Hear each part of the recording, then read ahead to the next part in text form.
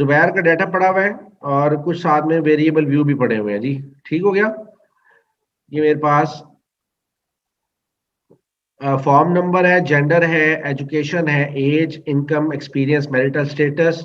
Variable 1 के 10 हैं, variable 2 के कितने सवाल हैं? वेरिएबल 2 के हैं जी, वेरिएबल 2 के भी 10 क्वेश्चंस इसमें मौजूद हैं।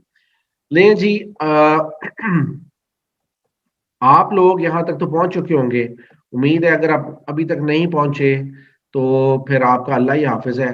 अब सर जो है ना वो जितना काम करा सकते थे आपको सर ने करा दिया हुआ है, बाकी ये बाप ने खुद ये देखा। अब्दुर्रहमान 2 दफा ऑनलाइन है।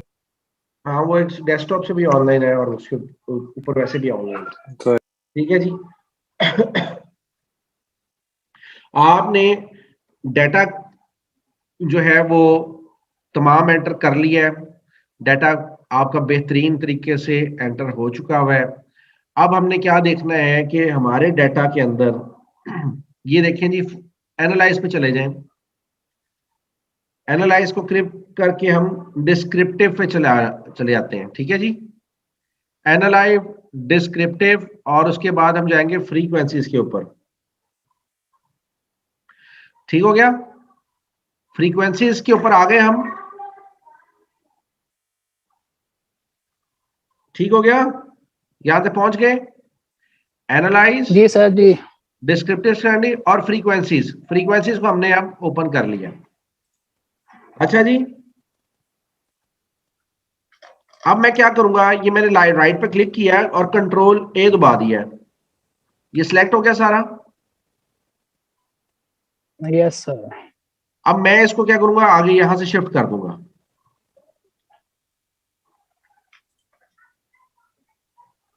ये मैंने कर दिया शिफ्ट, साथ साथ करते जाए मेरे। कर दिया सर।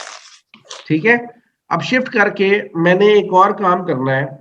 मैंने इसको सिर्फ ओके करना है। ठीक है, ये मैं क्यों करना चाह रहा हूं कि मैं रिलायबिलिटी। ये स्टैटिक्स व्यू नहीं करना।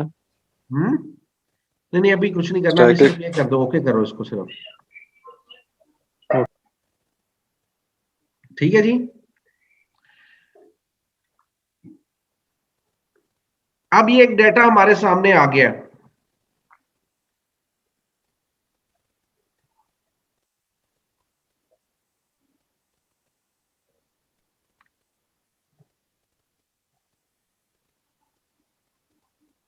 ये एक डाटा हमारे सामने ओपन हो गया है।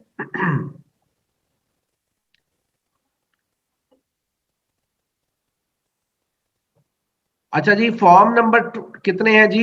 वैलिड 20 है, जेंडर के 15 है, एजुकेशन 15 है, यानी कि 15 नंबर जो है वो हमारे तकरीबन जो है वो फॉर्म के फिल हो चुके हैं। मैं इसके अंदर मिसिंग वैल्यूज है, फॉर्म नंबर में कोई मिसिंग वैल्यू है, जेंडर में ये 5th नंबर की कोई मिसिंग वैल्यू हमें मौजूद है। हमने ना रिलायबिलिटी निकालनी डाटा की अपने। ये वैसे सबसे पहले हमने फ्रीक्वेंसी निकाली है कि फ्रीक्वेंसी का मतलब होता है कि डाटा जो है किधर ज्यादा लाए कर रहा है। ठीक है जी, उसकी फ्रीक्वेंसी क्या है, कितनी दफा जो है वो फिगर जो है वो रिपीट हो रही है। अब ये जेंडर के अंदर आ जाते हैं, तो जेंडर में हमें सबसे फ्रीक्वेंसी पहले नजर आ रही है। वेरिएबल नहीं था निकालना? क्या निकालना था? वेरिएबल। वो मैं लास्ट क्लास में बता दिया ना मैंने, अच्छा, उससे आगे करवा रहे हैं, ठीक है, उससे आगे करवा रहा हूँ ना मैं। सही हो गया। तो अब सबसे पहले हमारे पास यहाँ पे जेंडर मौजूद है। अब फ्रीक्वेंसी क्या है, मेल की 11 है, फीमेल 4 ने इसको फिल किया। टोटल 15 बंदों से हमने जो है डाटा फिल करवाया है और मिसिंग जो है वो 5 है। ठीक है, मिसिंग 5 लोग हैं, उसकी परसेंटेज बनती है 25 और 75% डाटा जो है हमने फिल करवाया हुआ है। ये आपको एक्सप्लेनेशन है। ये जब भी आपने इसको चार्ट को लगाना है तो आपने इसकी एक्सप्लेनेशन इस तरीके से देनी है। एजुकेशन की आपकी फ्रीक्वेंसी आ गई सामने, आपके सामने नजर आ रही है। मैट्रिक के कितने लोग हैं, इंटर के कितने परसेंट, बैचलर के कितने परसेंट है, 20% है, मास्टर्स के 25% है, और टोटल जो है आपके 75 का डाटा जो है वो हमारा मिसिंग इसमें नजर आ रहा है। ठीक हो गया।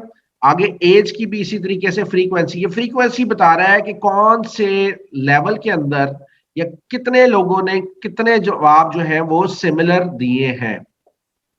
समझ आई कि लोगों की क्या कैटेगरी है कि सपोज 5 बंदे हैं जिनका जो एज ब्रैकेट है वो 18 से 25 है, 20 में से 5 बंदे हैं जिनकी एज ब्रैकेट जो है वो 18 से 25 के दरमियान है। अब 3 लोग ऐसे हैं जिनकी इनकम जो है वो 20 से 30 के दरमियान, हजार के दरमियान है। इसी तरीके से फ्रीक्वेंसी हमें बता रहा है, एक्सपीरियंस की भी बता रहा है, मैरिटल स्टेटस भी बता रहा है, इन्वेस्टमेंट जो क्वेश्चन है इसका उसके हिसाब से भी बता रहा है। ये हर क्वेश्चन के हिसाब से उसने हमें फ्रीक्वेंसी बता दी है। ठीक है जी। सबसे पहले हमने फ्रीक्वेंसी टेस्ट करनी है। मैंने क्या किया है, मैंने तमाम डाटा की फ्रीक्वेंसी निकाल दी है, जितने भी आपने उसके अंदर एंट्रीज की थी उसकी तमाम की तमाम मैंने फ्रीक्वेंसी जो है वो निकाल दी है। अब हम क्या कर सकते हैं अपने क्वेश्चनेयर के हिसाब से, हमने क्या करना है, हमने जाना है एनालाइज में, हम डिस्क्रिप्टिव में गए, फ्रीक्वेंसीज के अंदर गए और मैं इसको कर रहा हूं अभी रीसेट। ठीक है जी, रीसेट हो गया, रीसेट हो गया सारा। अब मैं अगर चाहता हूं कि मैं जेंडर वाइज देख लूं या अगर इनकम के हिसाब से अपने डाटे को मैंने फ्रीक्वेंसी देखनी है या किसी भी क्वेश्चन के हिसाब से फ्रीक्वेंसी देखनी है, या मैं चाहता हूं कि मेरे जो पहले वेरिएबल्स हैं उनके हिसाब से मैं अपनी फ्रीक्वेंसी नोट करूं, तो मैंने कंट्रोल का बटन दबाया है, ये 3 सिलेक्ट कर लिए, 4 सिलेक्ट कर लिए, 5 सिलेक्ट कर लिए, इसको मैंने ऐसे इन 5 सवालों की फ्रीक्वेंसी जो है वो मैंने निकाल ली है। अब ये मैंने ओके किया तो मेरे सामने फ्रीक्वेंसी जो है वो निकल के आ गई है। 5 क्वेश्चन हैं और इसमें मिसिंग वैल्यूज कितनी है, 20 में से 5 जो वैल्यूज हैं 5 लोगों के फॉर्म्स वो मिसिंग है और 15 की वैल्यू जो है वो एंटर हुई है। अब उसी के हिसाब से फ्रीक्वेंसी मैंने निकाल ली है। जो इंपॉर्टेंट समझनी है आपने उसकी फ्रीक्वेंसी जो है वो कैलकुलेट कर लेनी है। खैर, फ्रीक्वेंसी के बाद सब हमारा जो काम है, हमने देखना है कि यार अब ये मिसिंग वैल्यू हमें नजर आ रही है ना, मिसिंग 5 है, तो इसका मतलब क्या है कि हमारा डाटा जो है ना वो टोटल फॉर्म हमारे एंटर नहीं है। अब रिलायबिलिटी चेक करेंगे हम डाटा की, तो डाटा की रिलायबिलिटी चेक करने के लिए हम एनालाइज पे जाएंगे। एनालाइज पे जाके हम आ जाएंगे स्केल के ऊपर। मेरे साथ साथ हैं आप लोग के नहीं? जी बेटा, जी सर। हाँ हाँ हाँ या ना करते रहे ना साथ साथ। एनालाइज के ऊपर आए और उसके बाद आप आ जाए स्केल के ऊपर। स्केल के ऊपर चले जाके हम जाएंगे यहाँ पे, कहाँ पे, रिलायबिलिटी पे। ले जी, अब रिलायबिलिटी के ऊपर आ गए। ठीक है जी, रिलायबिलिटी के ऊपर आके मैं चाहता हूं कि रिलायबिलिटी चेक करूं, तो मैं इसको सारे को चेक करके कंट्रोल ए, इसको मैंने शिफ्ट कर दिया। ठीक है, और इसको मैंने यहाँ पे सिंपली ओके कर दिया। ठीक है जी। अब क्या, सर इसमें तो फॉर्म नंबर वगैरह भी आ गया, वो सब आपने कुछ आ गौर गया नहीं ना, किया। सब कुछ आ गया डाटा का। सर फॉर्म नंबर क्यों लेके आएंगे? क्या हुआ? फॉर्म नंबर मैंने कहा क्यों लेके आएंगे, फॉर्म नंबर भी आ गया इसमें। बेटा मैंने क्या किया है कि मैंने सिंपली क्या किया कि मैंने सिंपली आपको बता दिया कि आप इस तरीके से कर सकते हैं। जो डाटा आप समझते हैं ना कि यार इसकी रिलायबिलिटी चेक करनी है मैंने, तो आप उसको चेक कर लेंगे। ठीक है, आप बेशक सिंपली क्या करें कि मैं क्या करता हूं जी, मैं बैक जाता हूं इंसर्ट में, सॉरी एनालाइज में, स्केल में, रिलायबिलिटी में, ये मैंने रीसेट किया और मैं सिंपली क्या कर रहा हूं कि एक नहीं रीसेट किया मैंने सिंपली इसको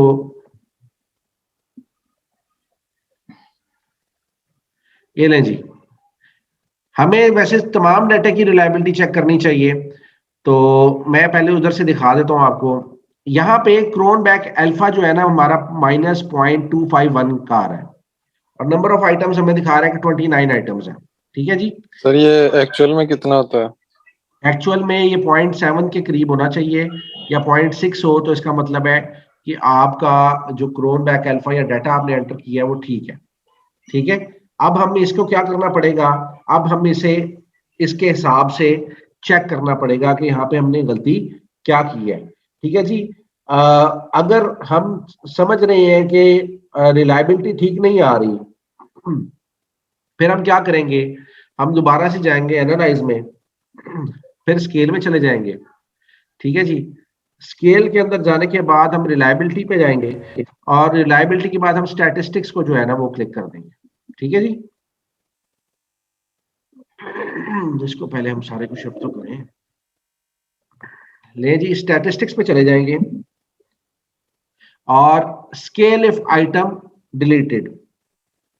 ठीक है, यहां पे हम आ जाएंगे, यहां तक ओके है। इंसर्ट, स्केल, रिलायबिलिटी एनालिसिस और उसके बाद स्टैटिस्टिक्स में आएंगे। स्टैटिस्टिक्स के अंदर आने के बाद हम स्केल इफ आइटम डिलीटेड में आ जाएंगे, फिर हम इस कंटिन्यू को दबा देंगे दोबारा से। ठीक हो गया, और फिर हम इसको करेंगे ओके। ठीक है, अब क्या हुआ है कि हमारी लायबिलिटी टेस्ट चला है और हमें टोटल स्टैटिस्टिक्स आ गई हैं सारी की सारी। ये ए करके जो है ना हमें बता रहा है कि इसके अंदर प्रॉब्लम क्या है। The value is negative due to a negative average covariance among item. ठीक है जी, कोवेरिएंस जो है दरमियान में वो नेगेटिव है। This violates reliability model assumption। You may want to check items coding. इसका मतलब ये है कि हमारी जो कोडिंग में है वो भी बड़ा इशू आ रहा है।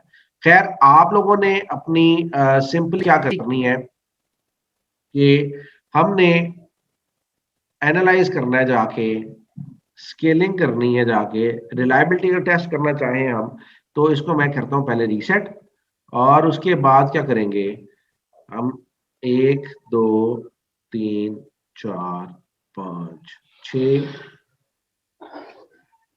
7 8 9 10 11 12 13 14 15 16 17 18 19 20 21 22।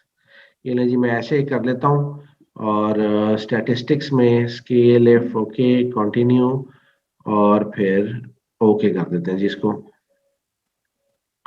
जी, क्रोनबेक अल्फा जो है वो पहले से बेहतर हो गया, 0.39 के ऊपर आ गया। नंबर ऑफ आइटम्स 32 है, लेकिन इसका मतलब क्या है कि डाटा जो अभी तक एंटर हुआ है इसकी वैल्यू जो है वो अभी भी बेहतर नहीं आई, लेकिन पॉजिटिव में सारी की सारी वैल्यूज आ गई हैं।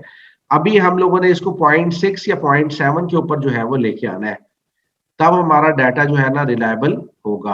कितना? 0.6 या 0.7 तक आ जाए तो इसका मतलब ये है कि हमारा जो डाटा है वो बिल्कुल एक्यूरेट है। अब ये भी फिक्टिशियस डाटा है ना जो मैंने यहाँ पे एंटर किया हुआ है। ठीक हो गया। अब रिलायबिलिटी टेस्ट के बाद हम क्या करेंगे, क्रोनबेक अल्फा चेक कर लिया। आप साथ साथ चीजें ये कर रहे हैं कि नहीं कर रहे? बात पता है कि एवरेजेस या फ्रीक्वेंसी इस्तेमाल करने के लिए क्या है, मीन हमने निकाला था। देखिए, अब हम लोगों का फिर चेक करना चाह रहे हैं कि लोगों की एवरेज एज क्या है। ठीक है, तो लोगों की एवरेज एज के हिसाब से हमने स्केल बनाया 1 2 3 4 5 का। ठीक है, 5 का स्केल बनाया हुआ है। 1 से 10 साल के 20 से 30 का एक स्केल बनाया, 30 से 40 का, 40 से 50 का, 50 से 60 का, 60 से 70 का। ये 5 स्केल बना लिए। सपोज मैंने ओवरलैपिंग डाटा कर लिया है, लेकिन हम नॉन ओवरलैपिंग डाटा कर सकते हैं 20 से लेके 30 तक, 31 से लेके 40 तक, 41 से लेके 50 तक। खैर, हम इस स्केल में देखना चाह रहे हैं कि जिन लोगों से हमने डाटा इकट्ठा किया है और कितने लोगों का जो डाटा है वो ज्यादा हमारा मैच करता है, या किन लोगों ने हमें बेहतर रिस्पांस दिया है। हम चाहते हैं कि ये जितने लोग हैं, जितने भी एज ग्रुप में फॉल करते हैं, हम मालूम करना चाहते हैं किसकी सैलरी सबसे अच्छी है। ठीक है, तो हमें पता चलता है एट द एंड के 10 लोग जो हैं वो जो ग्रुप में फॉल करते हैं 51 से लेके 60 तक के, उनकी एवरेज सबसे ज्यादा आ रही है इनकम की, तो हमें पता चल जाएगा। इसके ऊपर हम हाइपोथेसिस, अगर हमारा कुछ हाइपोथेसिस है कि 50 से 60 ईयर्स के लोग जो हैं वो ज्यादा सैलरी कमाते हैं, तब हमारा हाइपोथेसिस है H0 जो वो है वो प्रूव हो जाएगा राइट। हम उस जो फ्रीक्वेंसी या उस मीन या हम उस नंबर के ऊपर जो तादाद हमारे पास निकल के आती है उसके ऊपर हम डिसीजन ले सकते हैं कि इतने लोग जो हैं, जो हमारा हाइपोथेसिस था, हम कह रहे थे कि 50 से 60 लोगों के एज ब्रैकेट के अंदर सैलरी सबसे ज्यादा होती है, तो इसको हम सिलेक्ट कर लेते हैं और हमारा हाइपोथेसिस एज जो है ना वो H0 जो है वो करेक्ट ठहरेगा। लेकिन अगर हमारा आंसर आता है कुछ और, तो हमारा हाइपोथेसिस या H0 जो है वो फॉल्स हो जाएगा। हम जो भी अपने हाइपोथेसिस बनाए हुए हैं उसमें हमारे जो भी वेरिएबल्स हैं उसको हम टेस्ट कर रहे हैं। अब वो कितनी दफा हमारा टेस्ट जो है ठीक होता है, गलत होता है, लोग उससे एग्री करते हैं या डिसएग्री करते हैं। जितने ज्यादा लोग एग्री करते हैं हमारी बात से या सवालों से, हमारी इसका मतलब है, अगर रिसर्च का पर्पज है कि हम फाइंड आउट करना चाहते हैं कि लोगों का शॉपिंग ट्रेंड क्या है, कि लोग 10,000 से ज्यादा खर्च करते हैं एक दफा में शॉपिंग करते हुए या 10,000 से कम शॉपिंग करते हुए खर्च करते हैं। हाइपोथेसिस H0 हमारा है कि लोग 10,000 से ज्यादा शॉपिंग करते हुए खर्च करते हैं, और H1 है कि लोग 10,000 से कम जो है वो शॉपिंग करते हैं। तो हमने सारा जो है वो डाटा इकट्ठा किया, डाटा को सिस्टम में डाला, तो पता चला कि 70 लोगों का हमने जो है वो डाटा इकट्ठा किया था। 70 में से 50 लोग कह रहे हैं कि हम 10,000 से ऊपर की शॉपिंग करते हैं। तो इसका मतलब क्या हुआ कि मेजॉरिटी इज अथॉरिटी। हमारा जो हाइपोथेसिस H0 था वो करेक्ट है, ठीक है, और वो अप्लाई कर देंगे हम। तो ये इस टाइप की चीजें जो है हमने उसमें बतानी होती है। स्टैंडर्ड डेविएशन का किसी को मतलब पता है? स्टैंडर्ड डेविएशन, आपका डाटा मैक्सिमम कितना स्टैंडर्डली जो है वो डेविएट कर रहा है। अच्छा, अगर हम कोई पैकेट खरीदते हैं 1 kg का, कोई आइटम खरीदते हैं जिसकी पैकेजिंग हुई हो, उसके ऊपर लिखा होता है ±5 ग्राम। उसका मतलब क्या होता है कि जब ये पैकिंग होती है ना, तो 5 ग्राम की जो है ना, क्योंकि मशीन का प्रोसेस है, तो 5 ग्राम या तो ऊपर चला जाता है या मैक्सिमम 5 ग्राम जो है वो नीचे आ जाता है। होता ही 1 kg है, लेकिन अगर मैक्सिमम स्टैंडर्ड डेविएशन जो है फ्रॉम द टारगेट या मीन से, जो स्टैंडर्ड डेविएशन है वो आपकी 5 ग्राम की, 5 ग्राम ज्यादा भी हो सकता है और 5 ग्राम कम भी हो सकता है। और आगे चलते हैं। जब हम थ्रोन बैक अल्फा निकल आएगा तो हमें पता चल जाएगा कि कोई आइटम्स हमने डिलीट करनी है, हम डिलीट कर देंगे, और डिलीट करने के बाद जो है हमारा जो डाटा है वो रिलायबिलिटी के अंदर आ जाएगा। नेक्स्ट चलते हैं जी।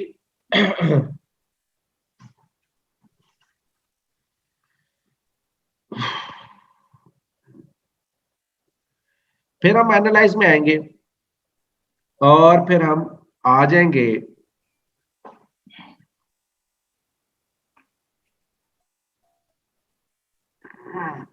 स्केल की तरफ। स्केल में हमने सेटिस्फेक्शन को चेक करना था, सॉरी रिलायबिलिटी को चेक किया हमने, और हमें रिलायबिलिटी का पता चल गया। ठीक है जी। रिलायबिलिटी में हम और काम भी कर सकते हैं। मैंने बताया कि स्केल इफ आइटम डिलीटेड, और फिर हमने इसको कंटिन्यू किया था और ओके करके हमने इसको रिलायबिलिटी टेस्ट हमने इसका परफॉर्म कर दिया था। अच्छा, यहाँ पे हमें बहुत सी चीजें कोचान काई चार्ट भी लिखा हुआ है, फ्रीडमैन का काई चार्ट भी आ रहा है, एफ टेस्ट भी है। अगर कोई भी हम निकालना चाहते हैं मीन्स, वेरिएंसेस या कोवेरिएंसेस, हमें ये तमाम जो है वो निकाल के दे देगा। अगर हम को रिलेशन भी फाइंड आउट करना चाहें, कोवेरिएंसेस भी फाइंड आउट करना चाहें, तो हम यहाँ से इसको क्लिक करके एंटर करके तो कंटिन्यू कर देंगे और फिर बाद में इसको ओके कर देंगे। नहीं जी, स्टैटिस्टिक्स के हमने अब इसको बंद किया और हम वापस आ जाते हैं।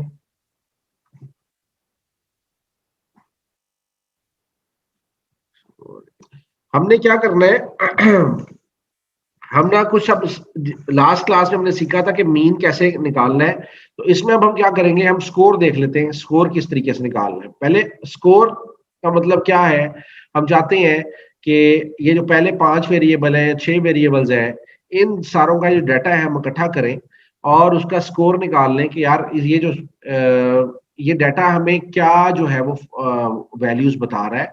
पॉजिटिव वैल्यूज बता रहा है, नेगेटिव वैल्यूज बता रहा है। देखें जी, अगर देखें हमारा स्केल है 0 से लेके 1 से लेके 5 तक का, तो इसका मतलब ये है कि 1 अगर हमने एग्री रखा है, 2 अगर हमने रखा हुआ है, फर्स्ट रखा हुआ है स्ट्रांगली एग्री, सेकंड रखा है हमने एग्री का, थर्ड हमने न्यूट्रल रखा है, फोर्थ डिसएग्री और स्ट्रांगली डिसएग्री आएगा फिफ्थ का।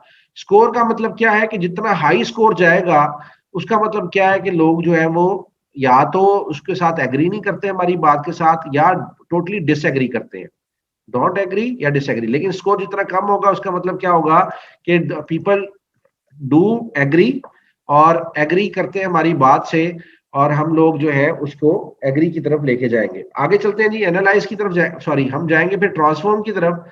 ट्रांसफॉर्म में जाएंगे हम कंप्यूट वेरिएबल के अंदर। कंप्यूट एक वेरिएबल मिनट सर। जी बेटा। सर ये आपने सारी वैल्यूज अभी ये खुद से पुट की हैं? नहीं, मेरा पहले पुराना को डाटा पड़ा हुआ था, मैंने उसी को जो है वो एंटर कर दिया। लेकिन ये एक्यूरेट तो नहीं है। नहीं एक्यूरेट नहीं ना है, यही तो बता रहा हूँ, एक्यूरेट नहीं है हमारा सर जो मेरा है। ले लेते, मैं इसलिए तो कहा था एक्यूरेट ले लेते। हाय, इतना दूर चलाक रहता नहीं है। अच्छा सर, ये मैं जो मेरा आया ना वो कोरोना बैग का, वो 0.362 आया। नहीं, इसको बेहतर करना पड़ेगा, डाटा थोड़ा सा इसमें जो है ना वो चेंजेस होगी। अच्छा, अब ये देख लेना कि आपको क्रोन बैक अल्फा 0.362 आया है, तो किसी वैल्यू पे उसने वो रेड मार्क तो नहीं दिया। अगर रेड मार्क दिया तो इसका मतलब है उसको हमें चेंज करना पड़ेगा, ठीक है। सर ऐसी तो कोई वैल्यू नहीं बनाई उसने। चेक कर लेना ना, डाटा तुम्हारा शायद मैच ना करता हो आपस में। लेकिन हमने क्या कर रहे हैं, सिर्फ वेरिएबल्स जो है ना उनको टेस्ट करना है इसके साथ। क्रोन बैक अल्फा मींस के ये सिर्फ ये हमारे लिकर्ट स्केल के आइटम्स है ना, उसको हमने लेके जाना है क्रोन बैक अल्फा पे। ये जो मैंने सारे ले लिए ना। सारे ना लो, लिकर्ट स्केल वाले लो सिर्फ, ठीक है। तो उसमें जो एवरेजेस निकाली थी वो मीन निकाला था, वो भी आ जाएगा? हाँ जी, मीन बाद में दोबारा सिखा देता हूँ ना मीन का। ये देखो मैं यहाँ पे तो आ गया ना निकाला हुआ है। वेरिएबल को, कंप्यूट वेरिएबल में आके मैंने इसको सपोज ये देखो 1 2, पहले सबसे पहले टारगेट वेरिएबल देख लेना है। मैं कहता हूँ जी टारगेट वेरिएबल है एक नया जो लिख देते हैं इसको ओवरऑल इन्वेस्टमेंट। सपोज इसको मैं नाम दे देता हूँ इन्वेस्टमेंट, बेस्ट इन्वेस्टमेंट कर देते हैं इसको, बेस्ट इन्वेस्टमेंट स्कोर। लो जी, और इसके दरम्यान में क्या मुझे स्पेस देनी चाहिए? मुझे स्पेस इसके अंदर नहीं देनी। बेस्ट इन्वेस्टमेंट स्कोर को मैंने ऐसे लिखा, लेबल कर दिया। और अब जो है मुझे क्या करना है, मैं ये कर रहा हूं कि मैं ये सारे जो इन्वेस्टमेंट वाले हैं ना, इन सारों को मैं ये देखें क्या कर रहा हूं, प्लस का साइन दबाया, दूसरे को एंटर कर दिया, ठीक है जी। इसको डबल क्लिक किया, इसको भी प्लस कर दिया, और इस तीसरे को भी एंटर कर दिया, फिर प्लस किया, और इस तीसरे को भी एंटर कर दिया, चौथे को भी, फिर प्लस किया, पांचवें को भी, फिर प्लस किया, इसको भी एंटर कर दिया, फिर प्लस किया, सातवें को भी कर दिया, प्लस इसको भी एंटर कर दिया। तमाम जितने भी वेरिएबल्स आपके हैं ना उनको सेपरेट सेपरेट आपने करना है, ठीक है।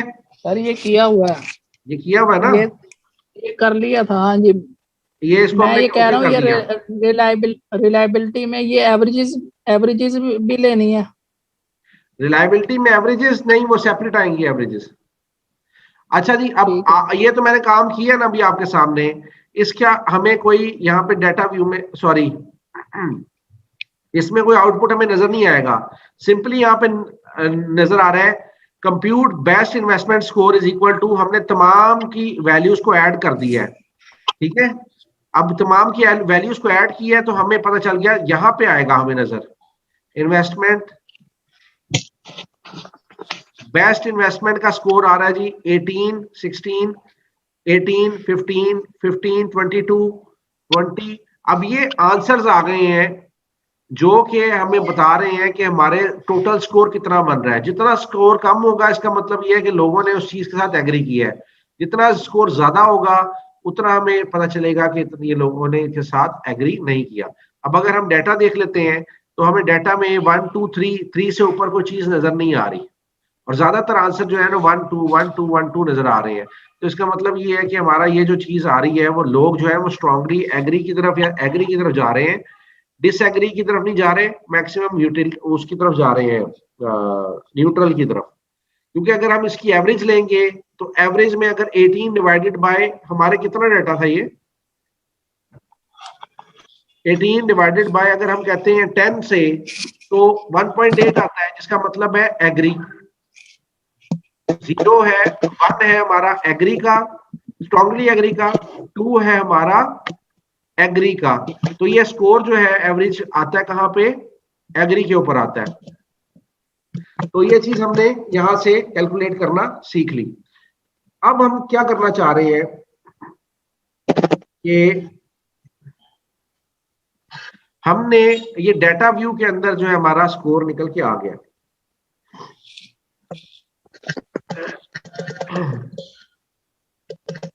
एक क्वेश्चन की रिलायबिलिटी में ना वो रेड एरो आ रहा है, वो आप कह रहे थे? वो कह रहा हूं, वो फिर गलत होगा, उसकी डाटा जो है ना एंटर जो है वो गलत होगा। अब उसको अगर हम क्या करेंगे, उसका डाटा हम यहां से जाके ना इसको यहाँ पे ऐसे करके हम उसको डिलीट भी कर सकते हैं।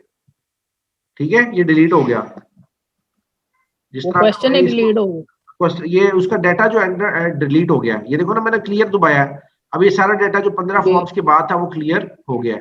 आप उसको वहां से डिलीट कर दोगे या उसके अंदर चेक करोगे कि आपके आंसर कौन सी जो है ना आउटलायर कौन सी वैल्यूज है, तो आउटलायर वैल्यूज को हम सेट करेंगे और हमारा आंसर जो है वो बेहतर आ जाएगा। खैर अब हमने ना टी टेस्ट करना है, इंडिपेंडेंट टी टेस्ट का। उसके लिए हमें एनालाइज में जाना पड़ेगा। एनालाइज के अंदर हम जाएंगे कंपेयर मीन्स के अंदर। कंपेयर मीन्स में आएंगे तो वन सैंपल टी टेस्ट है और इंडिपेंडेंट सैंपल टी टेस्ट है।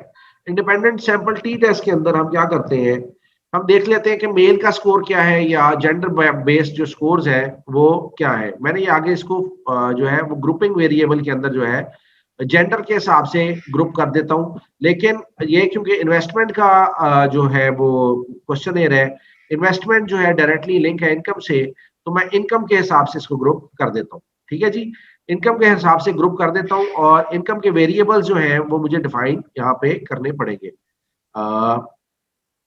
डिफाइन ग्रुप इनकम में हमारे पास थी जी ग्रुप 1, ग्रुप 2, ग्रुप 1 और ग्रुप 1 की वैल्यूज हमारे पास क्या है जी, यूज स्पेसिफाइड वैल्यूज। और ग्रुप 1 में हम 1 लिख देते हैं और ग्रुप 2 में हम 2 वैल्यूज लिख देते हैं। ठीक हो गया जी, कंटिन्यू कर दिया हमने। और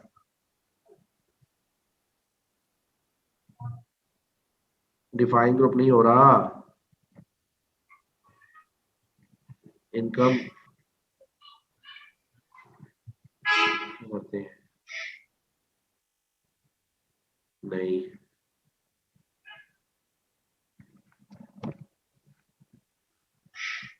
देखो इनकम में करना है।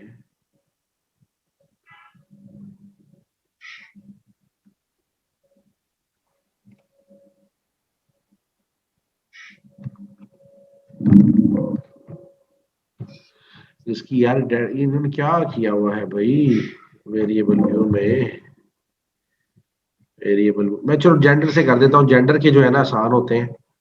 इसको मैं रीसेट करके जेंडर के हिसाब से कर देता हूँ। जेंडर में डिफाइन ग्रुप है जी 1 मेल 1। तो सर ये जेंडर हमारे पास वेरिएबल तो नहीं है? नहीं यही बता रहा हूँ ना, ये अभी इसको तो उसके हिसाब से कर देता हूँ मैं। ये हमें हमारे उसके हिसाब से आ जाएगा ना कि हमने कौन सा जो है वो इस्तेमाल करना है। कंटिन्यू रिलायबिलिटी टेस्ट वेरिएबल जो है जेंडर के हिसाब से हमने देखना है कि इन्वेस्टमेंट कौन सी ज्यादा कर रहे हैं। ओके कर देते हैं जी इसको। जेंडर के हिसाब से आपका टी टेस्ट देखें जी, टी टेस्ट की वैल्यू आ गई है। मेल आपके कितने हैं 11, फीमेल आपकी 4 है। मीन स्टैंडर्ड डेविएशन और स्टैंडर्ड एरर जो है वो हमारा आ गया है। टी टेस्ट ये आ रही वैल्यूज माइनस के अंदर। इक्वल वेरिएंस अज्यूम और इक्वल वेरिएंस नॉट रिज्यूम्ड। ठीक है जी, अगर हम टी टेस्ट लगाना चाहते हैं तो हमारा ये टी टेस्ट ही हम यहाँ पे इसमें माइनस में वैल्यूज आ रही हैं। इसका मतलब क्या होगा कि अगर हमारी इंडिपेंडेंस में माइनस में वैल्यूज आ जाती है तो T test values table,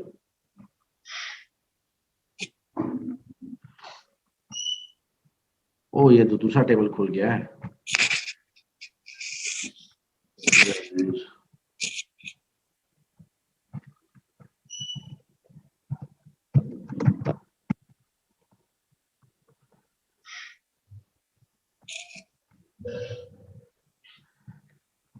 Values, how to interpret t-test. To interpret the t-test results, all you need to find out on the output is the p-value for the test. To do an hypothesis test at a significant alpha level, just compare the p-value to the output. ठीक है जी, to the chosen alpha level.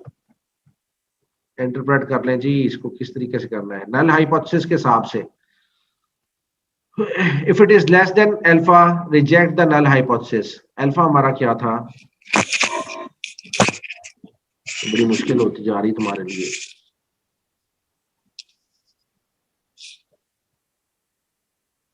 मेरे ख्याल से Cronbach alpha की बात कर रहा है, नहीं अल्फा टेस्टिंग यहाँ पे नहीं आ रही है, थोड़ा सा काम हो गया मुश्किल। पी वैल्यूज भी यहाँ पे नजर नहीं आ रही हमें, चलो इसको छोड़ो फिर, एक हमें चीज ही नजर नहीं आ रही है क्या, कैसे इसको निकालें। If p value is less than the mean of the first group and second group, then these differences can be ignored. लेकिन हमारा हाइपोथेसिस की वैल्यूज जब हम डालेंगे ना, तो नल हाइपोथेसिस हमारा जो भी हमने रखा हुआ है और हाइपोथेसिस नंबर 1 जो हमने रखा हुआ है उसको हम कंपेयर कर लेंगे, और जब हम कंपेयर करेंगे तो अगर वैल्यू अल्फा से कम होगी तो हमारा हाइपोथेसिस जो है वो वॉइड है, और अगर हाइपोथेसिस की वैल्यू जो है वो इसकी वैल्यू ज्यादा होगी तो इसका मतलब है कि हमारी वैल्यू ठीक आएगी। खैर ये हम करना चाहते हैं टी टेस्ट तो हम कर लेते हैं, नहीं करना चाहते तो ना करें। फिर हम आ जाते हैं डिस्क्रिप्टिव स्टैटिस्टिक्स की तरफ।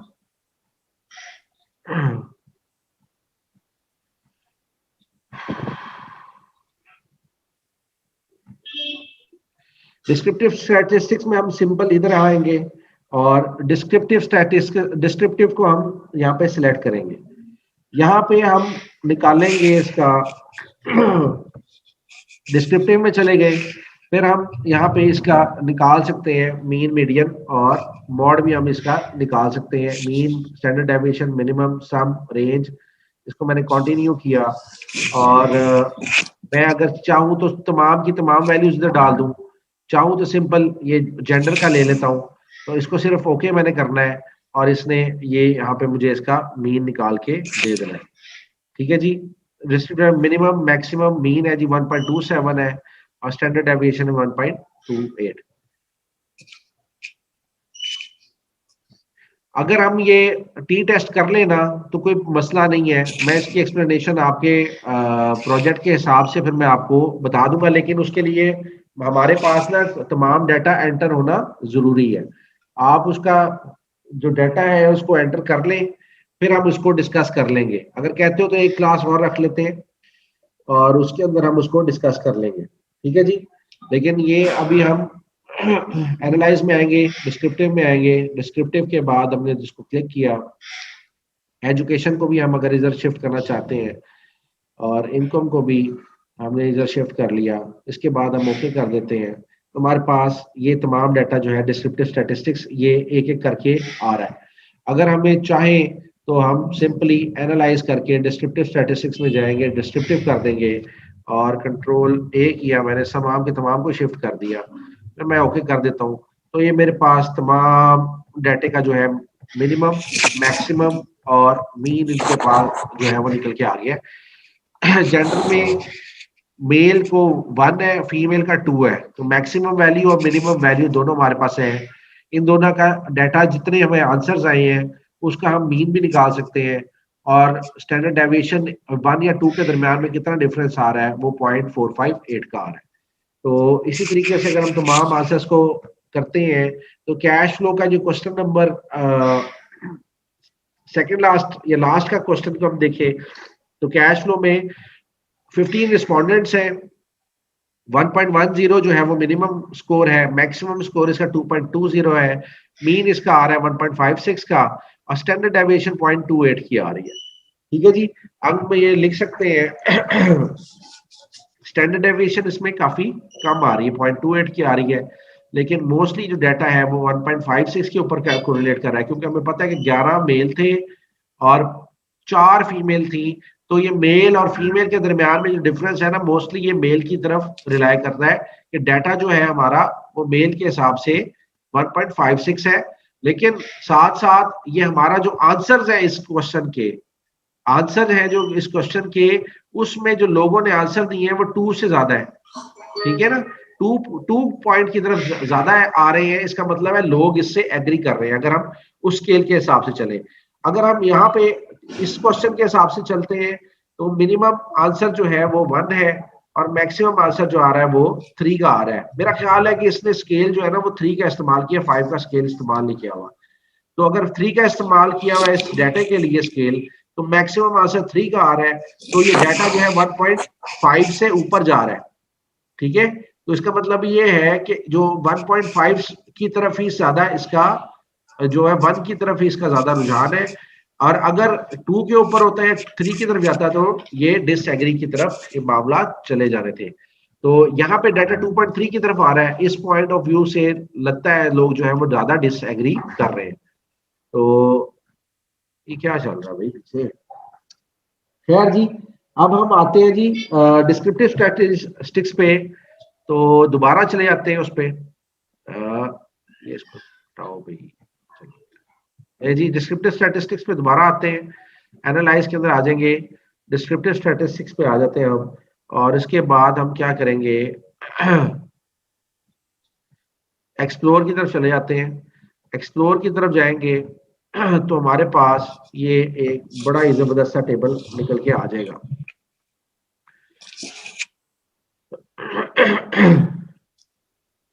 एक्सप्लोर के ऊपर हम लोग क्या करेंगे, स्टैटिस्टिक्स में जाएंगे और परसेंटाइल्स और आउटलायर्स को हमने इसमें ओके कर देना है। ठीक है जी, और डिपेंडेंट लिस्ट डाल दें जी, और इनकम को हम डाल देते हैं केस लेबल बाय इनकम कर देते हैं, और प्लॉट्स अगर हमने कोई बनाने हैं तो हम इसमें स्टेम एंड लीफ बना सकते हैं, हिस्टोग्राम बना सकते हैं, और इसको फिर हम कंटिन्यू कर देते हैं और यहाँ से हम ओके कर देते हैं। ठीक है जी, अब जो हमारे पास फॉर्म बन के आएंगे ले जी, इसमें और हमारे पास केस प्रोसेसिंग समरी आ गई है। इसमें जेंडर के हिसाब से हमने परसेंटेज देखी है, हमें डाटा कितने लोगों ने फिल किया, और डिस्क्रिप्टिव स्टैटिस्टिक्स आ गई है हमारे पास, स्टैंडर्ड एरर भी आ गया है, स्क्यूनेस भी आ गई है कि ये डाटा जो है ज्यादा पॉजिटिवली स्क्यूड है या नेगेटिवली स्क्यूड है, लेकिन हमें 1.5 की तरफ जो है 1.17 की तरफ स्क्यूड नजर आ रहा है कि डाटा का जो फॉल है ये 1 से ऊपर की तरफ जो है ज्यादा है, और मैक्सिमम और मिनिमम भी जो आ गए हैं हमारे पास वैल्यूज आ गई है। 95% कॉन्फिडेंस इंटरवल फॉर मीन है, वो उसकी वैल्यू आ रही है 1.1, और ट्रिम्ड मीन 5% ट्रिम्ड मीन का मतलब है ऊपर वाली 5% वैल्यूज भी उड़ा दी हैं और नीचे वाली 5% वैल्यूज भी उड़ा दी हैं, और इसको ट्रिम करके छोटा किया गया है, तो 1.24 की इसमें वैल्यूज नजर आ रही हैं। आगे आ जाते हैं परसेंटाइल की तरफ, तो परसेंटाइल जो है वो हमें यहाँ पे अभी अपने ग्राफ्स में नजर आ जाएंगी चीजें।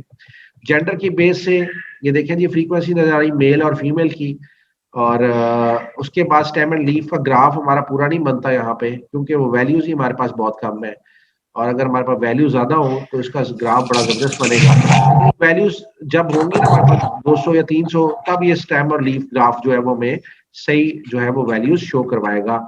और लेकिन ये अब जो नीचे हमारे पास ये चार्ट नजर आ रहा है, इसमें ये देखें कि हमारे पास आउटलाइंग वैल्यू कोई नहीं है, मींस के 2 से ऊपर एकदम से अगर कोई वैल्यू हो 10 की, तो वो हमारे पास यहाँ पे कोई डाटा के अंदर नजर नहीं आती। लेकिन उसके अलावा जो हमें वैल्यूज नजर आती हैं वो हायर लेवल की तरफ नहीं जा रही, वो पॉजिटिव, वो हमें 1 की तरफ ज्यादा स्क्यूड नजर आ रही है। मींस के ज्यादा जो फोकस है ना वो वैल्यूज का 1 से लेके 1.4 की तरफ है। तमाम वैल्यूज इधर फॉल करती है, लेकिन टोटल वैल्यूज जो है वो 2 से लेके 1 तक है।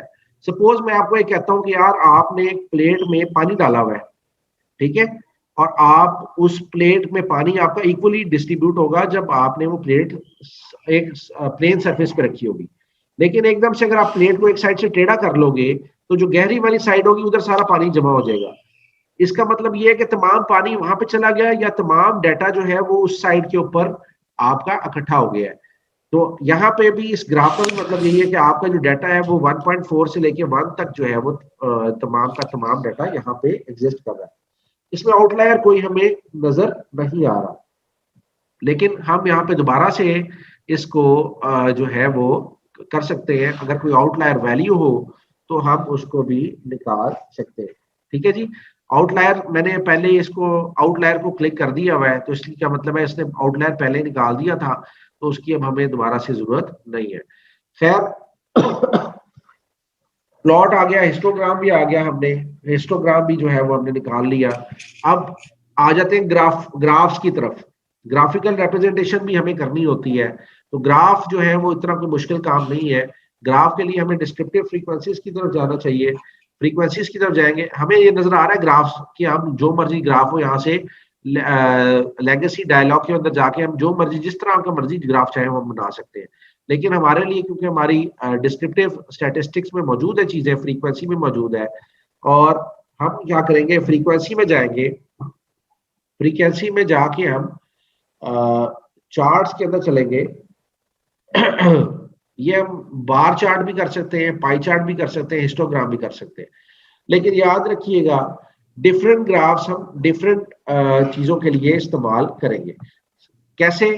ये मैं सारे जो है इसको खत्म करता हूं, पहले ये मैं इसको रीसेट कर दूं। ठीक है जी, वो किस तरीके से कि मैं जेंडर के लिए अगर मैं इस्तेमाल करना चाहता हूं तो मुझे जेंडर के लिए चार्ट, पाई चार्ट मेरा ओके है। ठीक है, ये मैंने जब पाई चार्ट किया इसका और इसको ओके कर दिया। ठीक है, जेंडर के लिए मेरा पाई चार्ट ठीक है कि मैं इसको जेंडर को जो है वो पाई चार्ट से रिप्रेजेंट कर सकता हूं कि पूरी टोटल पॉपुलेशन इतनी है, उसमें से इतने परसेंट जो है ना दो डिवीजन कर दी मैंने पॉपुलेशन में से। लेकिन अगर मेरे से कोई कहे कि यार मैंने कोई ऐसा डाटा इस्तेमाल करना है जिसमें हमें एक्सपीरियंस की बात करें, तो एक्सपीरियंस के अंदर क्या हमें ये जरूरी होगा कि हम लोग ये इस्तेमाल करें, क्या कहते हैं इसकी, sorry, pie chart sir. Pie chart ये हम गलत जगह पे नहीं आ गए।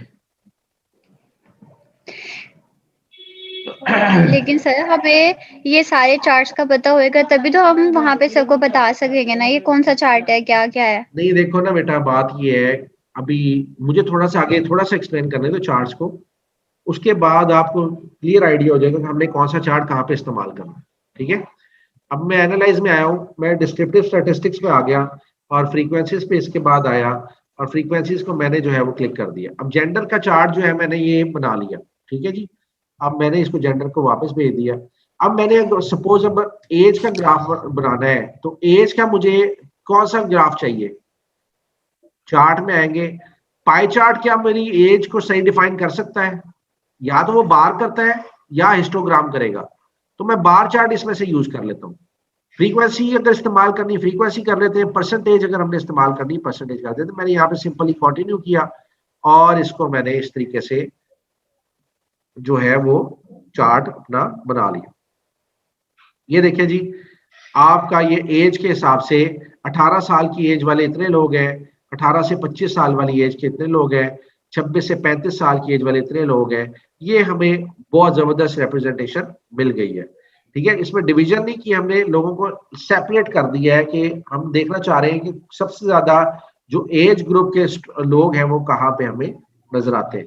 देखो ये बड़ा इंपॉर्टेंट है कि कौन सा ग्राफ हमने कहाँ पे यूज करना है, कौन सा चार्ट हमने कहाँ पे लगाना है। हम एनालाइज करते हैं, दोबारा से जाते हैं जी फ्रीक्वेंसीज के ऊपर, और फ्रीक्वेंसीज के ऊपर हमने देखना है कि ये देखिए जी, मैं चाहता हूं जी अब ये हमारे स्केल्स हैं, ठीक है। अब इनके मैंने चार्ट्स बनाने हैं और इन्वेस्टमेंट ये ले जी, मैंने इधर इसको ओके किया और उसके बाद चार्ट्स ये आ हमारे गए। स्केल से तो वेरिएबल्स हैं। वेरिएबल्स आ गए ना, वेरिएबल्स की बात कर रहा हूं मैं। ये स्केल के साथ है ना, वेरिएबल शो कर रहा है ना, ये जी। हमारा लिकर्ट स्केल है ना, ये 1 से लेके 5 तक इसकी वैल्यूज है। तो मैं इसका पाई चार्ट बनाऊं या हिस्टोग्राम? चलो हिस्टोग्राम देखते हैं जी किस तरह का बनता है। कि मैंने हिस्टोग्राम को कंटिन्यू कर दिया, ओके। तो अभी बन के आ जाएंगे नीचे हमारे हिस्टोग्राम्स। नहीं जी, फ्रीक्वेंसी टेबल भी बन गए साथ में और परसेंटेजेस के हिसाब से बने। यस कितने हैं, नो कितने हैं, नॉट श्योर कितने हैं। 3 आंसर्स थे इसके। हमारा देखें, अगर हम यस की तरफ जाते हैं तो 46% आंसर है। इसमें लोगों ने नो को ज्यादा प्रेफर किया है 100% में से। तो इसका मतलब क्या है कि नो वाली जो पोजीशन है वो ज्यादा है। लेकिन ये क्या है, 100%। अच्छा, टोटल को मिला के 100% इसका बनता है। और तीनों को मिलाएंगे 40 प्लस ये 50, सॉरी नो को आंसर दिया है 13% ने। 13 plus 46 is equal to 60, 60 plus 40 is equal to 100। लोगों ने ज्यादातर आंसर दिया है, या तो यस किया है या तो नॉट श्योर को किया है। तो इसके ऊपर अगर हम ये वाले ग्राफ डालेंगे तो साथ ही इसकी एक्सप्लेनेशन हम दे सकते हैं। कितने परसेंट लोग कहते हैं हाँ, इतने परसेंट कहते हैं ना, और हम लोग हमारा हाइपोथेसिस ये कहता है। तो ये चीज जो है, अभी हिस्टोग्राम हमारे सामने आ गया। मैंने क्या किया, मैंने इसको डबल क्लिक यहाँ से कर दिया। अब क्या होगा, ये एक सेपरेट ये एक विंडो इसने। जी बेटा, वेलकम बैक। और अब हमारे सामने ये चार्ट खोल के सामने आ गया है, ठीक है जी। हम क्या कर सकते हैं, हम इसके कलर्स भी चेंज कर सकते हैं। यहाँ से अप्लाई कर देते हैं इसको ओके कर देंगे, ये कलर चेंज हो जाएगा। अगर हम चाहें तो इसका पैटर्न भी बनाएं तो हम इसका पैटर्न भी जो है उसको अप्लाई कर सकते हैं। ले जी, सारा का सारा आपका जो है वो पैटर्न के हिसाब से बन जाएगा। और अगर मैं चाहूँ तो इसको ब्लैक एंड व्हाइट भी हमें कर सकते हैं। तो हम ब्लैक पैटर्न या white pattern, black and white कर देते हैं। इसको ब्लैक एंड व्हाइट हम ज्यादा कोशिश करेंगे कि हम ब्लैक एंड व्हाइट पैटर्न के साथ इसको ले जाएं। कि सपोज अगर एक प्रोजेक्ट हुआ हुआ है अमेरिका में या यूके में हुआ हुआ है, उसके अंदर उन्होंने कुछ वेरिएबल्स टेस्ट किए होंगे। क्या मतलब है कि एक प्रोजेक्ट किया है यूके के अंदर कि इस्लामिक बैंकिंग यहाँ पे आ सकती है कि नहीं आ सकती, या अगर कोई इस्लामिक बैंक वहां पे मौजूद है सपोज, तो इस्लामिक बैंक और कन्वेंशनल बैंक का आपस में कंपैरिजन किया हुआ है वहां पे यूके के अंदर। आपका प्रोजेक्ट है, आप कहते हो जी कि मैं ये प्रोजेक्ट जो है पाकिस्तान में करना चाहता हूं, तो क्या आप यूके वाले फैक्टर सारे उसमें डाल दोगे? नहीं होगा ना, क्योंकि यूके की एनवायरनमेंट, यूके का मुल्क और यूके का जो कल्चर है या रिलीजन है वो डिफरेंट है। तो अगर आप वही कॉन्सेप्ट पाकिस्तान में लेके आओगे तो पाकिस्तान के हिसाब से उसके वेरिएबल्स और उसकी कैरेक्टरिस्टिक्स पूरे प्रोजेक्ट की चेंज हो जाएगी। यूके के अंदर शायद एक बैंक हो, शायद पाकिस्तान में 3-4 बैंक पहले से मौजूद है। तो पाकिस्तान में क्योंकि रिलीजन भी डिफरेंट है, कल्चर भी डिफरेंट है, आपके लोग रिलीजियस बहुत ज्यादा है, तो आपका फैक्टर जो है ना चेंज हो जाएगा। अब आप एक प्रोजेक्ट को पाकिस्तान में इंप्लीमेंट कर रहे हैं, उसके हिसाब से आप वेरिएबल्स बनाएंगे पाकिस्तान की लोकल मार्केट के हिसाब से। और overall score from all respondent, अब हम देखते हैं जी ओवरऑल। ये अगर मैंने दिखा दिया आपको, अगर हम ये चार्ट था जी इसका, और मैं अगर जाना चाहूँ तो इसको भी चेंज कर लें हम। ये मैंने चेंज कर लिया इसको, ये चेंज हो गया। और इसको भी हम चेंज कर सकते हैं अगर हम कलर्स वगैरह चेंज करना चाहें। तो इससे पहले मैंने एक पाई चार्ट लगाया था, मैं पाई चार्ट को देख लूँ अगर मौजूद हो वहाँ यहाँ पे। ये पाई चार्ट है, पाई चार्ट को भी मैंने डबल क्लिक किया और इसको मैंने ये बटन दबाया, तो ये दोबारा हमें 4 और 11 की फिगर्स जो है वो नजर आ गई है। और अगर मैं इसको परसेंटेज में देखना चाहूँ तो परसेंटेज में भी ये निकल के आ सकता है, ठीक है। लेकिन उसके लिए डाटा मुझे एंटर करना पड़ेगा फॉर्म में जाके, परसेंटाइल को वो जो है वो सिलेक्ट करना पड़ेगा परसेंटेज को। खैर, ये अब हमारे पास निकल के आ गया जी डाटा। ये इतना हम पुट करना चाहें तो हमारी इंफॉर्मेशन इसके अंदर आ सकती है। आगे आ जाते हैं जी। हमारे पास डाटा काफी मौजूद है। अब मैं क्या करता हूँ जी, डाटा में चला जाता हूँ और डाटा के बाद जाके स्प्लिट फाइल में चला जाता हूँ। डाटा के अंदर मैं गया, स्प्लिट फाइल के अंदर। याद रखिएगा कि हम क्या करते हैं कि हम डाटा इकट्ठा कर लेते हैं कि बहुत से केसेस के अंदर हमारे पास इम्पैक्ट हम देखना चाहते हैं कि इनकम का इन्वेस्टमेंट के ऊपर क्या इम्पैक्ट आता है। तो इनकम के लिहाज से हम तमाम डाटे को जो है वो जज कर सकते हैं। अब कैसे करेंगे? इनकम को मैंने अब सिलेक्ट किया, एनालाइज के ऑर्गेनाइज आउटपुट बाय ग्रुप्स कर दूंगा मैं यहाँ पे, और बेस्ड ऑन ग्रुप्स को इनकम के हिसाब से मैंने यहाँ पे सिलेक्ट कर दिया और मैं इसको कर देता हूँ ओके। अभी हमने जो किया है उसके अंदर हमें कोई शायद चेंज नहीं आएगी, लेकिन मैं मुझे फिर आना पड़ेगा एनालाइज और एनालाइज के अंदर आएंगे मेथड्स ऑफ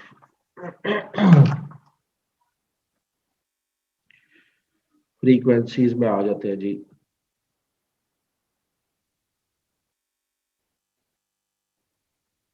छोड़ छोड़ छोड़ छोड़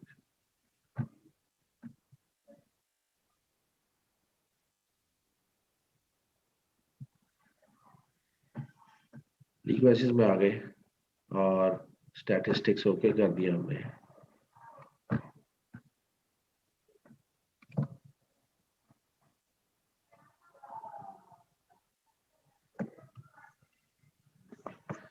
split file separated by income. चलो जी रन कर दो जी। तो ये रन हो गया जी। और अब ये डाटा जो है स्प्लिट हो गया है। इन्वेस्टमेंट जो है वो इनकम ग्रुप के हिसाब से ये तमाम डाटा जो है वो स्प्लिट कर दिया हमने। क्या किया मैंने? मैं गया हूं जी एनालाइज के अंदर। लेकिन एनालाइज में जाने से पहले मैं सबसे पहले गया था डाटे के अंदर। डाटे में जाके चला गया था स्प्लिट फाइल के अंदर। स्प्लिट फाइल में मैंने सिलेक्ट किया था इनकम को।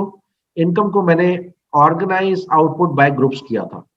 अच्छा, अब ऑब्वियसली कुछ सवाल ऐसे होते हैं जिनको हम इम्पैक्ट देखना चाहते हैं कि यार अगर सपोज इसी डाटा के अंदर मैं कुछ कह देता हूं कि इनकम लेवल जो है वो बहुत मैटर करता है इन्वेस्टमेंट करने के लिए। कोई ऐसा सवाल मौजूद होगा, मैं चाहता हूं कि इन्वेस्टमेंट्स के जो डिसीजन है, जो क्वेश्चन नहीं है वेरिएबल्स को अगर हम टेस्ट करते हैं तो इनकम ग्रुप की वजह से उसके ऊपर जो इम्पैक्ट आता है उसको हम मॉनिटर करते हैं। फिर मैंने ये इसको टेस्ट को ओके किया। ओके करने के बाद जब मैंने देखा तो उसका कोई इम्पैक्ट उस टाइम पे नजर नहीं आया था। लेकिन मैं फिर दोबारा गया एनालाइज पे। एनालाइज के बाद में आया डिस्क्रिप्टिव स्टैटिस्टिक्स में, फिर मैं आया फ्रीक्वेंसी के ऊपर। फ्रीक्वेंसी के बाद मैंने इसको ओके कर दिया। ठीक है, जब मैंने ओके किया तो डाटा जो है वो मेरा तमाम का तमाम स्प्लिट हो गया और स्प्लिट के बाद ये इन्वेस्टमेंट के हिसाब से जो है वो मेरा डाटा आ रहा है। इन्वेस्टमेंट नंबर 1, अब मैं इसको जहां से इन्वेस्टमेंट है इनकम ग्रुप के हिसाब से अब देख लेते हैं। जितने भी इनकम ग्रुप है उसके हिसाब से जो है वो डाटा जो है वो स्प्लिट हो गया।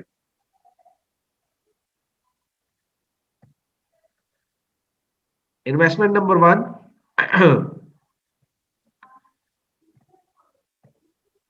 अरे भाई ये ज्यादा डाटा है। ये डाटा जो है इन्वेस्टमेंट नंबर 1 का काफी ज्यादा डाटा है और ये आपको पता चल रहा है। ये पहले ग्रुप था 51 से लेके 60 तक का, अब इनकम ग्रुप आ रहा है 31 से लेके 40 तक का। तो मैं चाह रहा हूँ इसके डिफरेंट डाटे को, इसने तमाम के तमाम डाटे को जो है इसने स्प्लिट कर दिया है और ये जो दिखा रहा है वो अब 20 से 30 तक का आ गया जी। ऊपर जाते हैं जी बिल्कुल स्टार्ट के अंदर।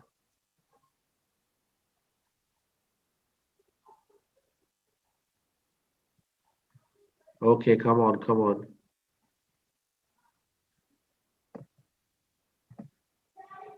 ले जी 20 से कम को इनकम थी जी।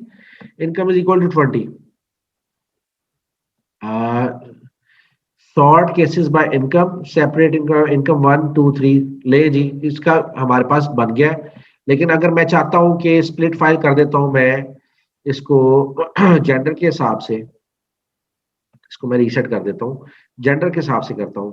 ये ले जी जेंडर के हिसाब से अगर मैं ऑर्गेनाइज और जेंडर के हिसाब से स्प्लिट करता हूँ। ओके किया मैंने और इसको फिर मैंने दोबारा एनालाइज किया, फ्रीक्वेंसीज में आया और मैंने ओके कर दिया।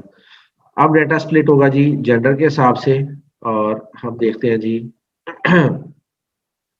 नहीं जी, अब फीमेल और मेल के हिसाब से जो है वो डाटा हमारे सामने निकल के आ गया है और ये तमाम जो वेरिएबल्स हैं उसने इन्वेस्टमेंट के इसके अंदर टेस्ट कर दिए।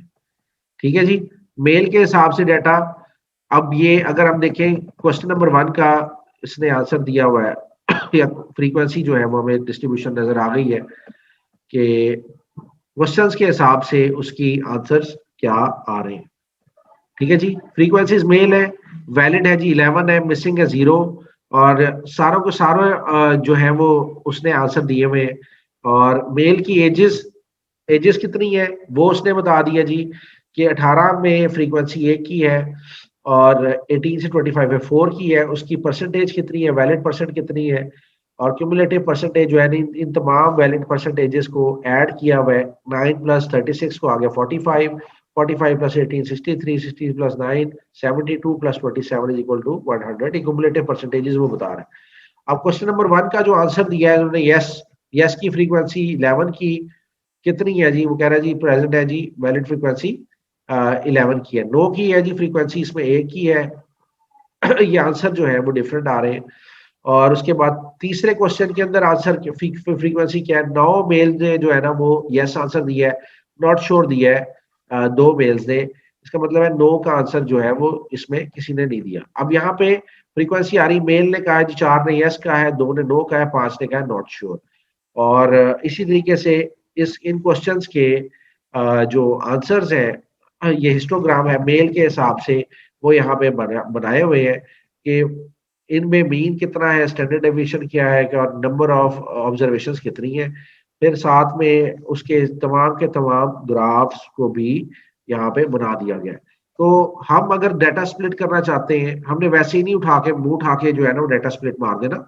हमने देखना है कि एक वेरिएबल या 2 वेरिएबल्स को हम देखते हैं कि यार ये जेंडर से अफेक्ट हो सकते हैं, या अगर जेंडर से नहीं इफेक्ट होते तो शायद अगर हम कहीं इन्वेस्टमेंट या कुछ कर रहे हैं तो शायद उसको उसमें इनकम से उसको इम्पैक्ट आ सकता है। अब हम एक और भी चीज ले सकते हैं कि डाटा में गए, मैं वेरिएबल्स खोल लेता हूँ जी। एजुकेशन के हिसाब से भी इन्वेस्टमेंट डिसीजंस के ऊपर इफेक्ट आ सकता है और मैरिटल स्टेटस के हिसाब से भी इन्वेस्टमेंट के ऊपर जो है वो असर आ सकता है। तो हम किसी भी वेरिएबल को जो है वो आपस में जो है वो कंपेयर कर सकते हैं।